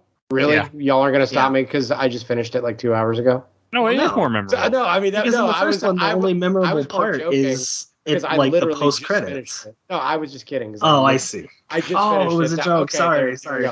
No, feel bad. I did it in laughter. No, the main thing that I remember about the first one is big gross monster, and then one last jump scare at the very end. Spoiler for the first one. Sorry, that's right. Anybody listening? But this one, they were a lot more clever with it. Where it's like, okay, I shot the thing. That was the big bad. Helmet off. Credits roll. I set the controller down because I always play with the Xbox controller. So I mean, not so literally. I just sat it down. I'm like, oh, okay, so that's it. I'm gonna watch the thing, and then there's gonna be like a post credits thing, and then because it's like the names of the actors are showing up, and you're like, oh, that's it. That's all right. That's an interesting, very dark way to do it. Like, and I even know that there's a Dead Space 3, but I figure that's still the end of the game. It's gonna leave it like at the very least like ambiguous. Yes. And then like Ellie shows up. She's like, get up here. What are you doing? That I was surprised. Like I was like and then I didn't do anything right away. And I'm like, oh, I gotta hit buttons because you actually and have then to like fly scramble. off And then I was like scrambling to pick up the controller to make sure it wasn't like unplugged or anything. I'm like, okay, this is gonna be like the Iron Man ending where he's flying with his feet. He has to get up there and that was fun. Which I did die on one of those, and that's fun because he just smacks into the side of it. But I didn't die at the very end like I did in RE4 where I died like 20 times on the jet ski, which I thought was going to be hilarious. I died constantly, but on this one, flying, I think after the solar array, I smacked into things 2 or 3 times. Not as frustrating as the asteroids in the first game, but still pretty frustrating. When did it start you after the boss fight, or did you have to do the boss fight again? No. Oh, no. I didn't die at the very end of this. Oh, I died at the solar array. At the solar array part. Okay. But then you have to sit through the 30-second cutscene of sitting in the chair and getting launched back out, which is awesome the first time. So this one I was glad I didn't die 20 times because that might have ruined the end of the game for me. I'm sure there's a save point, right? Yeah, there's like a save point right after the debris where you fly around the thing, and then you boost up and you press A a bunch, and then the spoiler does like Isaac end up with this woman in the third game? Does she ever show up again? She shows up. Okay, well I'll find out in the third game. I'll find out next year, and I'll completely forget about this woman. I will. Yeah, Dead Space 3 goes places. Okay, it'll be sometime next year. I might not wait to Spooktober again because I think I just want to finish the series, but it's coming. This has been fun. No, definitely. And then he just sits in the ship with Ellie and he rides off to safety finally. Yeah, rides off to the sunset. He does look at Ellie and go, pretty fucked up. I like that because it's tight in on his face and it like looks over to her as if she's going to be like at the end of the first game. Because I'm like, expect it was a nice callback to that. Where you're oh, there's going to be a jump scare. And she's like, what? Like, I'm not a monster. Yeah. I'm missing an eye, dude. Like, be nice to me. Also, I did like that she yelled, "You owe me an eye," which is well, it's his own damn fault. I would have just killed Stross a long time ago. You would owe me an eye. I totally get it. Nate, did you ever play the multiplayer back then? No, but funny that you should ask. I booted up the multiplayer this time. It's still there? Yes, the servers are still online, and there was one other person looking for a match because we got into the same lobby together. Of course, it was still like looking for other players. And I was laughing. So I took a picture and I sent it to my buddies. And I said, I can't believe on the PlayStation 3 in the year of our Lord 2021, someone else said, I wonder if anyone is playing the multiplayer. I mean, there's a video on YouTube I found of somebody playing it in 2021 earlier this year and made a YouTube video. But I'm just surprised it's still real. I do that once in a while. I did play it once. Now that you say that, I did play it once, and I was the necromorphs, and I chose the kid, and I kept dying, and I said, I don't think, I was like, I'm not good at Call of Duty multiplayer. I don't think I'm going to be good at this. And then I never touched it again. Yeah, it's one team plays necromorph, one team plays the Isaac, essentially, or those versions of them, and you have to defend a point or attack a point or stuff like that. Yeah, it is honestly pretty unremarkable, and I'm glad that with Dead Space 3, they just said, we're going to have co-op, and that's it. It was just that time. Like, I want to say Dead Space 2 was another one that had the online pass that came in if you had to buy the game new. Mm-hmm. It was where the game companies were like, fuck you, GameStop. You're not going to take our money. Don't worry. They'll be gone in 10 years. But it was like that combat against GameStop where they would put in these codes like Arkham City did it at this time. Like, so it wasn't unusual in 2011. Yeah. I wonder, too, because like the PS3 had free multiplayer. So I wonder if part of that too is just like, oh well, we can stop sales or like earn a little extra money off of a used game sell, but also like, you know, if you're on PS3 and you're playing multiplayer for free, like, oh, now you also have to shell out $10 to play. Like, you know? Yeah. I just looked this up because I did this like 2 years ago. I don't think anyone's checked, but as of last year, if you wanted to go on your Xbox 360 and play the multiplayer for Guitar Hero Aerosmith, you still can. Wow. I'm really And I know surprised. because I tried that like 2 or 3 years ago. It's and pretty. Oh, You sorry. can still do it. I mean, like, that's insane. Like, who wants to go online and play Pink? Or, I mean, not even one of the big hits. I mean, something like, you know, one of the like deep Love cuts It in from like Elevator. Toys in the Yard, like Toys in the Attic. You know, you can apparently still go and do that. So who knows what the servers are still. It's just weird. I'm surprised your EA left servers up. I can confirm, well, like 5 years ago, Call of Duty Modern Warfare 2 on PS3 still had servers up. Well, that's got to be But a it's game filled with a certain audience. It's filled You know with what I mean? hackers. Like, it is unplayable today. Oh yeah, I'm Like, sure. Like, you But- get in and you're just nuked immediately, and you go, "Oh, okay." I feel We're like done. I feel like there's got to be like some like Call of Duty hipsters out there. The There you know are. the same kind of people who still play the OG Counter-Strike and Yeah. like this. I mean, there's still tons of people that still do it, but I love the thought of like a, let's say, 23-year-old who are like, no, the pinnacle was Call of Duty Modern Warfare 4, or, you know, and only on the original Wii version, let's say. And I still play the Wii version because of the reticle. There's got to be like 8 people who still do like 4v4 on that without hacks, and they meet up once a week and still do it. I guarantee you. Those freaks are out there, and they walk amongst us, Mike. They're at the nursing home, and they're like, 1v1 me and Rust, you fucking won't. You're gonna fucking lose. I love the thought that they're like 23 and they've been playing it for 10 years since they were like, they are the same whiny 12-year-olds that I was playing with back when I was like in college. This is not where I expect this to go. It never Okay. is. This is why No, you have me the show on your never is. shows. We go way out in the weeds when I show up.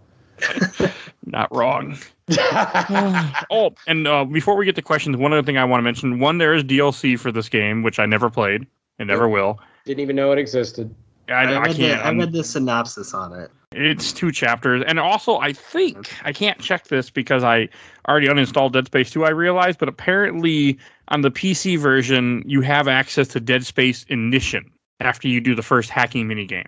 Okay. Dead Space On Ignition PS Dead Space Ignition was a Xbox Live arcade game that came out along with Dead Space 2 to Okay. promote it.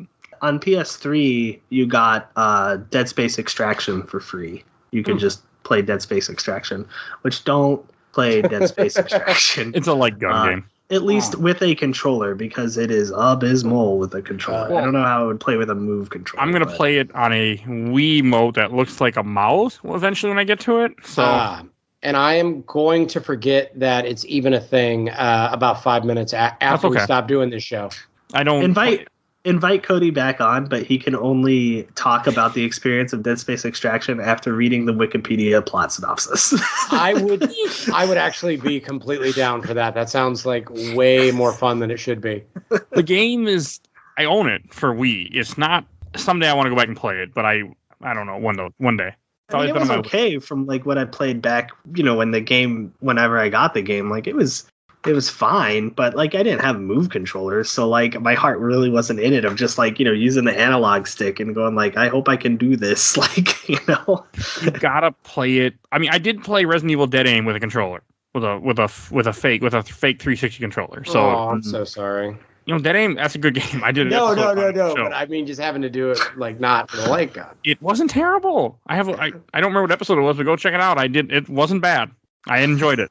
So, but I've always wanted to play Extraction with a mouse. Like, I think it'd be so much fun playing That that. would probably be a lot better, yeah. Umbrella Chronicles, both of those, I really want to play them once I get around to ever taking the Wii and customizing it on my PC so I can just do it that way. But it hasn't happened yet. One day. It's on my list. But enough. I think we should go to questions, comments, or memories. I got a few, not a ton, but I got a few. First, from the Giant Bomb group, I got from Henrik Illison. I love Dead Space 2. When it came out, I immediately replayed it, which is super rare for me to do. Dead Space 2 is honestly what Action RE should have been more like. Instead, we got RE6 and Shadows of the Damned. Hey, I still got to play RE6. I'm kind of hoping you'll invite me onto the show. Video game. I will defend RE6. Like, once again, terrible RE story. Don't play it if you're just like, I like the lore of Resident Evil. Play RE6 and know that you can boot scoot boogie through that game, shooting zombies while you're laying on your back. It is so much fun. Did you just say boot scoot boogie? Because I'm 100% on board, my friend. You can just... It's great. That is a fun video game. Inside baseball. You can literally boot scoot boogie? You can slide back. When I say boot scoot boogie, I mean jump on your back and go like this and move through a level and shoot zombies. It's for the radio people that can't see what we can. What two people in here can see. He went laid back and imitated. No, I have like an actual pair of like ostrich skin boots sitting right next to my. Well, that's what happened to ostrich that wanted to have sex with you. Because of course, right? Oh my God, with the ostrich. I'm never going to let that joke go. No, that's amazing. But yes, of course, that is very on brand for me. You would bring up some kind of cowboy shit, and I would immediately have it right next to my PC. Like, I didn't even have to move my chair, man. It's literally right here. Yeah. The other one is right. Ostrich. The other one is right here. I have boots, right? Yeah. The inside joke is he had an ostrich. Ostriches find me very attractive, and they dance for me. But didn't they want to kill you too? Yeah, both. It's love is not the opposite of hate, Mike. Indifferent is the opposite. Thin line. Believe me, I have. You know what? I will not finish that. It's also a thin line for humans. I know. I've been on both ends of that. So, yep. All right, a couple more from Andrew Berger. The best waypoint system in gaming. I don't even know what the waypoint system is in this game. Oh, you're talking about when you hit. Oh yeah, when you hit the thing and then it. Agreed. From Joseph Butler, friend of the show. I've said it before and I'll say it again. This game would be perfect except for the damn final boss sequence. Yeah. No, that's fair. It could be better. It's no RE5, but it's remember RE5. RE5, you fight Albert Wesker. It's amazing. Oh yeah, the volcano. You fight a boulder. Yes, you punch it. It's realism. I played that co-op, and it is intense as hell. When your partner is like, "Can you punch that boulder?" and you fell multiple times, and you're like, "I didn't know I was so bad at mashing the square button." Like, I am so sorry. Your earlier comment about RE6, the fun, inside baseball joke. When we did our first Zero episode of games my mom found, we talked about how bad RE6 was and how we wanted to do an episode on it. The funny thing is, all the people that were in that Zero episode, they're all long gone with the show. Get me. But I will praise RE6 to the high heavens. I have not played it. But, I want to play it again. All right, so let's do it. A couple from the Dead Space fans group that I found. From Mark Sturdy, got stuck halfway through Chapter 9, I think. Had to go through a huge locker-type room, and when I killed everything, there was a door in the next room. I had to go through one of those wall-hugging things that shoots pods at you and blocking the door, and it always killed me. Maybe I'll start again and use my nodes more wisely. Yeah, those things are... those are scummy as hell, man. Like, as soon as you step around the corner, use the javelin and then light it up. That's my... And from Dan Reeves, it's the greatest video game of all time, in my opinion. Yeah, it's all right. From Andrew Hanna, made me not want to have kids. That's absolutely So do you want kids? Have you played Dead Space 2? Like, you're asking me that question? I played this game and then immediately got a vasectomy. From Kung Krong, too bad the game is not released on PS4. Yeah, I agree. I wish it's not on PS Now. I went and looked because I really didn't want to have to break out my PS3, but Dead Space 3 is on PS Now. Why not? Yeah, the good one is on PS Now, but I'll have to bring it back when we do that sometime next year. I think I'll do it just to get it over with. From Al Chris Porter, I love Dead Space 2. I haven't played it in a minute. I believe I'll do the same thing because I mentioned I'm playing it for the first time in a while. Oh, yeah. All right. And from Bartek Kilista, best horror survival game ever. I wouldn't really consider this horror survival, but we'll take it. Action horror, yeah.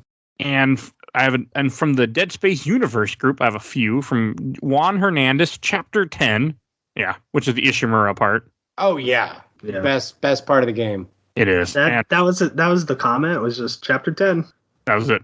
And I'm like, That's all he had to say. Sure. That's all he had to say. And from Raymond Amaroso, I just played through the series for the first time in 6 months ago. Have played through Dead Space 2 4 times. Definitely my favorite of the series with my favorite weapon, the Javelin gun. I love how the game is pretty much done in one take. No switching to a map screen, so many little nuisance that keep you well immersed in the game. My man, That's exactly what I said. You are very smart. Huh. Oh, and apparently from Brandon Loudermilk, back in his high life, it was rated one of the top 10 hardest games to platinum by the YouTube channel Watch Mojo. And they were not joking. I would believe that's true. Because that hardcore mode is no joke. I'd imagine. But then you get the foam finger, right? If you beat that, right? Didn't I see that? Yep. And you get like a foam finger and it goes pew pew. Which can I spoil something in Dead Space 3? Yeah. You can get the foam finger in Dead Space 3, and it is one of the funniest guns. Because, like Cody said, you go pew, pew, pew, pew. And then if you do alt fire, it goes bang, bang, bang. And then, like, you never have to reload that gun. But if you reload, Isaac does, like, the devil horns and, like, a little guitar riff plays. And it's like, it's just, that's the kind of shit I want to see come back in the video games. They call this game survival horror. I don't consider this survival horror. No, it's like action horror. I never felt like I was surviving anything. This isn't, like, Silent Hill or anything. Yeah. No. And then the last one I want to read, well, actually, I'll read two more. From Bradford Travis, it'll be good. It's been a good while before a gem like this goes out of style. I played it at launch back in 2011. Just a couple months ago this year, I closed the deal and got the platinum. And last one I want to read from Laura Kalnaja. It's been quite a long time since I played Dead Space 2, but I remember vividly the church, a huge, beautiful room. Yeah. Just opposed to me being absolutely swarmed by those tiny, terrible swarmers. I wonder whether my journey towards ACM started there. But overall, Dead Space for me is that scene in Dead Space 1 where you come across a guy in a hallway just smashing his head. Okay. Yeah. No, the church was really pretty. I don't think we really talked about that. A little bit. I like how at the very beginning it's like of that church, it looks very standard and it's like, oh, this is like our and then you get to the temple and it's more like, okay, this is a little unnerving, but it looks like an actual church. And then beyond that, it's like, this is our indoctrination room. And this is where we like force people to live. You're like, oh, this is a cult. Okay. But I love that it's the facade that they put on the front of it. And you get to see how dark it is further into it that you go. That was really clever. I don't want to make any religions bad. No. I just think it'd be fucking hilarious one day to just be like, like the main room where like they're preaching and stuff. They'd just be like, yeah, this is the indoctrination room. And like, you people like, oh, what? Like, written on there. You don't got to worry about that. No. You'll be fine. Indoctrination. You'll find out. Don't. Welcome to the cult. There were a couple things, just like side stuff I wanted to mention as I played through. I think it was the first store you find. I don't remember. It's a room you go in and there's a dead body laying on the floor. And I saw it and I kind of aimed at it and it didn't move and I took a step forward and this thing like laying on its back just like stood straight up right in my face and I jumped. I was like, oh, fuck that. And then in the church there's like a fight in one of the parts and I died in this fight. To an explodey boy, and I said, okay, explodey boy, I got your ticket this time. So like I tried again and I was like, I kept my eye on the hole that he had come out of the whole time and he never came out, and then he came out on a hole on the other side of the room. And I was like, God damn it, they did it again. That's funny. The game's like, fuck you. Basically, it was like, yeah, you paid attention, but now he's just going to come out over here, idiot. And then when you go to look at that hole next time, he's going to come right out of that one. Whatever you're not looking at. No, not as many of them were playing possum this time. So the ones that would kind of get me because I would. Yeah, there were a lot less. But because they only did it like 3 or 4 times, and I would forget that they would sometimes just fake a death. Clever girl. There was a lot less in this game than there was in the first one. Well, I gotta find new ways to scare you. Exactly. I felt like it was more effective because I forgot that it was a thing. As opposed to the first game, I was just waiting for every single dead body to spring up because oftentimes it usually did. Yeah. Yeah. And I think we should go to Shelf Stacker Box because it's been a while. Oh, yeah. Let's do it. It's been a little shelf being something you really like, stack being something you like, but you just don't want to put on the shelf, and box being something you dislike. Just to put that out there because every so often I think I should do that. And Cody, you want to go first? Yes. First thing that I do want to bring up with this is I want you all to look at the chat right now. If you would just look through those. For those that can't see. Look at them butts. Look at them. They're glorious. The asses of Ellie. Ellie. Dude, that is an absolute dump truck of an ass. Isaac's too. Oh, Isaac has that's not talked about enough. Isaac is packing too for an engineer. I mean, they were like, you're going to be staring at this butt for 9 to 10 hours. We're gonna model this sucker. Oh yeah, no, it's very nice. Which I appreciate. Thank you. There are so many nice butts in this game, and for that alone, like that is one thing I will say is the first game seriously lacking butts. So Dead Space 2, I think that just makes it a little bit better than Dead Space 1. No, but really, okay, so I like the story of Dead Space 1 a little bit better. I like the storytelling of it a little bit better, but I like pretty much everything else better about Dead Space 2. I like the pacing. I thought it was very fun. I loved the scenery. I loved a variety in both the spaces and the monsters that you fight. I had an absolute blast with it. Really, the only thing that stands out in my mind that was a bit of a drag was that monster fight at the very, very end. Not the final giant space dong monster, but just before that with the regenerator. That bothered me just because it was annoying getting kind of stun locked there. But other than that, this game was incredibly solid. I think I've put every single game that I've been here, I've put it on the shelf.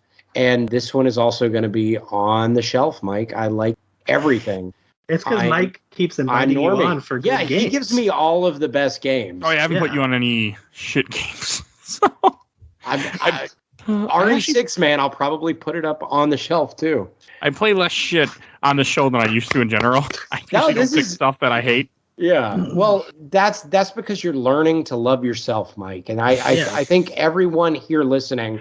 if you can take anything out of this podcast, learn to love yourself, play better games. That's also because everybody that joined me on the show that used to pick stuff to irritate me all left the show, and now it's just me. So I'm like, well, what does Mike want to play? Well, Mike wants to play this. Okay, let's put it on there. Which is why you don't let me pick games. I will give you Farming Simulator 2017, because I think that is the best one. Sega Bass Fishing or Bass Hunter 64, which is better than Bass Masters 2000, which was also on the N64. Bass Hunter. Okay. Hold on. Let's talk about this title. Bass Hunter. Bass Hunter 64. Not Bass Fishing. No, Bass Hunter. You are going to take a firearm to this lake. You're going to have to play the game to find out. You're going to hunt rub bass pee all over yourself and lay down. Now, to be fair, I did not play the other 63 Bass Hunters, so I can't really speak to what they did before that. So you're not an expert. I'm not an expert, but I've played Bass Hunter 64. And add it to your list of titles. Not an expert on bass. It is easily the best fishing game on the N64, followed by Bassmasters 2000, and then at a very distant third is Ocarina of Time. There's barely any fishing in that game. Barely any fishing. It's very frustrating. I had to go through like 5 temples just to get to the good fishing part. It's incredibly frustrating, Mike. So I looked up Farming Simulator. Farming Simulator 17 would take 37 hours to complete the main story. Yeah, that's about right. And Farming Simulator 19 would take 143 hours to complete the main story. Yeah, I have all of the Steam cards for that. It's amazing. Now, in the most recent one, they did add John Deere, but until they add Kubota, I don't think I'm going to buy any more. They will not answer any of my letters. It's because you're not an expert on bass hunting. I am an expert on bass and tractors, sir. I will have you know that both of those things occupy a very large space inside of the brain of Cody Laveau. Okay, I drive a tractor nearly every single day, and that is easily, and I mean by a mile, the best brand of subcompact tractor on the market. Fight me on that. I have no tractor in the race. Oh my gosh. I will get so out in the weeds. Mike already knows this about me. No, I know. All right, Nate, how about you? Shelf stacker box. Yeah, I really like this game. It holds up incredibly well. even on PS3, the graphics just look so good still, which is mind-boggling. I'm like, games should not look like this on the PlayStation 3 still. Like that should be illegal. So yeah, I think I'm gonna have to box it. Oh, I'm just kidding. You're like, box is the bad one. I think I did that last time with like RE4. I'm like, oh, did you? Yeah, where I'm like, this game's gotta be a box, and Mike's like, what the fuck, dude? You love this. You do nothing but just praise RE5, and you're gonna box RE4. No, I'd shelf this. I think it's still pretty good. Minor annoyances, like the last end of the last third of the game, basically just being a clusterfuck of here's a bunch of enemies, like just run and try to get through and live. Yeah, still prefer Dead Space 3. I mean, hey, I can't remember Dead Space 3 at all, so I can't say anything. And I've literally never played it. I might say that you're right. I doubt it, but I might play through it. Now, this will be a tall ask. Play through it twice. Play through once solo as Isaac, and then play co-op as Carver. But you don't have to play the whole game as Carver. It's cool, but you can get the gist of it if you just go back to like the chapters with the co-op missions and then do those, and you'll get the gist of like what playing as Carver is like in that game. Okay. Yeah. When I inevitably come back for Dead Space 3, I will, because I mean we pretty much have to at this point. Yeah, watch my tune just change. Like I replay Dead Space 3, and I'm like, it fucking sucks. Everyone. Oh, this was terrible, dude. This is before the show. I went back to games and I was so excited to play it. I'm like, what the fuck was I thinking? So it does happen. Yeah, that does happen. It's not a good thing, but it happens. So just to be warned, well, yeah, it's not what. All right, and I'll go last. So I came in this game. I wasn't sure how I was going to feel. I wasn't excited for it. I take it back. I was very excited to play it. I did enjoy it, but I found out I didn't enjoy as much as one. Somehow I enjoyed one more, and I'm like, well, that's not. I can see this. I can see that. I mean, one is they're both pretty excellent paced games. Like one's amazing. Yeah. So I definitely like the story of one more. I can totally get how that would be more engrossing. Yeah, just the experience. So it's going on the shelf. I had a great time playing it. I beat it in like 6 hours, which was enough. I mean, I played it easy and I rushed this game because I was running out of time because I've just been so busy these past 2 weeks. It's a difficult game to rush through too. So like, congrats, like good job both of you, because there is a lot of game there that I don't remember there being a lot of game there. You know? Oh, yeah. Yeah, I think I did it in about 8.5 hours, but I was also making art with the severed heads and also taking screenshots of Ellie's butt. Y'all saw Ellie's butt, right? That thing's ridiculous. So I spent like an extra 2 hours doing that, but I think I could have done it in about 6. But I'm glad we played it. I'm really glad that I put it on the show for Spooktober, because I kind of had a thing this season where I was like, I'm going to put a bunch of 2 games on the show. And that's where this came from. Oh, that's clever. Sequel month. I like it. Yeah, I just wanted to... Well, it's more of I need to cross things off my list, so I need to do them. Plus, when I do sequels, then I can, pimp out the other one episode we did. Like episode 93, if you want to hear what we felt about the first Dead Space. That's there for you. Go check it out. I'm on that one. I'm pretty good. In fact, I think that was probably your best episode, followed by Snake Eater, and then everybody loves Alice, whatever game that I was also on. So yeah, I mean that's American McGee's Alice. Yeah. Through clever editing, I am also on that episode. At some point, I'll do another Far Cry. I never got around to it yet because they're kind of long. No, it's fine. No, Blood Dragon is like Blood Dragon was probably the best. I mean, it's not the best Far Cry game, but it's like 80... for the purpose of this show, like it is probably the best one you can talk about. I mean, you could beat it in like 4 hours. Yeah, it's very short and it's very fun. If you ever do Far Cry 2, I'm also probably pretty good for that. Okay, one day I will. A lot of Africa. I mean, there's no rush for that, but it's a lot of African animals, so I could probably speak to that. Well, Far Cry games have been on my list to play, considering I own multiple copies of them. I one day should probably play them. Yeah, they're really good. I love. They're fun. And Far Cry 6 is pretty fun. That's not on the show, so I guess you just put it on the show. If I won't play it. You should put Metroid Dread on the show. We're actually doing Metroid 2 Samus Returns 3DS version next year, or this. Next year. Early next year. Be fun. Mm-hmm. I do one Metroid game a season now, and we just did Metroid Prime not that long. The best Metroid game ever, as all of us know, is of course Shadow Complex. Never played Never finished. What? It. Oh my god, dude! Dude, that would actually no. I mean, I'm not gonna make jokes here. That is maybe. I mean, like if you still like have a way to play that, it's on Epic. If you love Metroidvanias, you would eat that up. You can beat it in about 3 hours. It is so freaking good. It's been on my list to buy, but it never goes on sale. How much is it? Because I still have it on my 360, so I don't know how much that is. I bought it during summer games, whatever. I think it's $15 on Steam. It's been I think it's been on sale on Epic. But I'm really weird about Epic. I just get the free games. I don't want to buy anything off them. But like $15 for that for this show, for tax write-off, do it, man. It's great. Tax write-off. Can you tax write-off that whole on the show? No. I was like, make me a co-host. The PS5 was a write-off. Yeah, totally. The mortgage was a write-off. I need a place to record. This is my studio. That'd be nice. All right, and I should introduce what we're going to talk about next week. So next week, the spooky game is Onimusha Warlords for PS2. Ooh. I don't know if it's really that spooky, but I needed to beat it once and for all, so it's on the show. I mean, there's probably skeletons in that at some place. Yeah. Oh, there's demons. Yeah. It's also short, so that's why the reasons on the show. Next week. And Cody, where can people find you at? All right, so if you've scrubbed this far looking for the code for Postal, you've scrubbed too far, go back. It's somewhere towards the middle of it. Put it at like 38 minutes and 45 seconds. Somewhere in the hour mark. Yeah, I'm trying to throw them off, Mike. Doesn't matter. We want them to listen to the whole.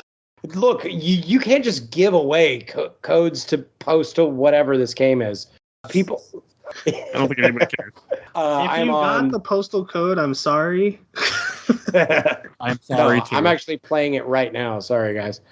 If you are looking for me on social media, I don't know. Good luck. I don't do that anymore. If you want to look at my YouTube channel, you can find that. Search for my name, Cody Laveau. There's still some videos up there. I made some movies. I'm working on a movie right now that hopefully will be out before the end of the year. It's about Las Vegas. I'm very excited for that. Remember, it's the Cody Laveau that doesn't have the dreadlocks. Yes, do not look for the Cody Laveau that has dreadlocks. That guy's a Nazi. Screw that guy. If he's listening to this show, which he never does, I've called him out many times. If he wants to fight me, like in a ring, just like what's his nose Paul versus the boxer. His channel is gone, by the way. You click on his channel, there's no videos. It says this channel doesn't have any content. Cody Laveau's gone? But it shows that it has videos. Like I can see it and it has some video. All of them. That punk. I love it. I won. You did it. I won. That guy was like an anti-vaxxer. Yeah, he's a Nazi. Screw that guy, man. I hated him so much. Heard of him? And he's like a white guy with like really nasty blonde dreadlocks. Fuck that guy. Like, he's so great. He changed his name. Now he's under Saint Laveau. Of course he did, because I was screwing up his SEO. I win. Cody Saint Laveau. He didn't want to fight me. He gave up. He gave up on the. I know I've sent him messages about this. Yeah, I found his official channel. Oh my God! You just made my year, Mike. So I'm the one and only Cody Laveau. Find me on YouTube. Look for my movies there. If you're finding me on anywhere else, good luck, because I'm probably not there. I don't know. Look for me on farmersonly.com. I'm probably going to join that in 2022. Looking for a goodly farm wife, someone that knows how to chop wood and how to birth cattle. So if you're good on that, search for me. Farmersonly.com, where I don't know. I'm not going to use that. Oh, God.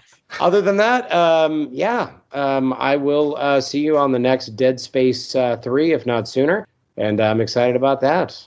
I'm enjoying being kind of off the grid these days, not making as much stuff. It's been a pretty fun 2021. And Nate, where can people find you at? You can find me on Twitter at Interrata_. don't ask me how to spell it because I never remember until I have to type it in. Yeah, I tweet game stuff, playing through Metroid Dread, so I've been talking Metroid Dread. Sometimes my kids do funny things, like my oldest didn't want to clean the living room yesterday, and I said, she got mad when I suggested it. And I said, oh, you don't want to? And she gave me a thumbs down and said, do you see my thumbs down, Dad? I was like, damn. Funny, though. Yeah, they're fun. But yeah, that's where I'm at. Don't really stream anymore. Too busy with life, and the YouTube channel is mainly just like 30-second clips of just like, whoa, this Guardian in Breath of the Wild fucked me up, man. Hey, people like stuff like that, though. Yeah. So yeah. Well, if you search Nate McLellan, you'll find it. I just thought of a thing I'm on. I don't know if anyone else has that username on there, but it's yours. You are probably the first one, I would think. Hopefully. As soon as they know how to spell it, you will be the first one that pops up. What were you going to say, Cody? Oh yeah, I forgot. I'm on TikTok now because I figured that the Chinese government didn't have enough of my information, so I joined that, and I sing and make macaroni and cheese on that. So look for me there. I have like 6 old TikToks now at Cajun Crippler. I'm sure China appreciates more info on you. Exactly. They like information on people. Yeah, they just needed more of me. So I just had to join the talk. The kids are calling it the talk now. Hey, people love TikTok. I need to get my ass on TikTok, but I haven't done it yet. It's very fun. It's very fun. That is the first social media platform that I realized I was just old, because I was like, I don't understand what this is. It's just a lot of videos and where you can use licensed music. It's just Vine. It's Vine with like licensed music and like. I know they should bring back Vine. Vine was good. They just called it they did. It's just called. I had a Far Cry 3 Vine where I teabagged a Komodo dragon. I said, that's hot. Dead Komodo dragon. Yeah, no views. Don't know why. Oh. Well then, re-upload that to TikTok. And put like hashtag. Put WAP behind it. Dragon. Yeah. I did that. Oh. All right, that should wrap up this episode. Mike's like, I just want to go to bed. That's why I don't work for that zoo anymore. I'm just going to take over. If you can't find what you're looking for, everything's on Podbean, and we cover comics, games, movies. We are going through the MCU, and we're almost done. If we ever get around to recording that last movie I can release. But it's all there. Go check that out.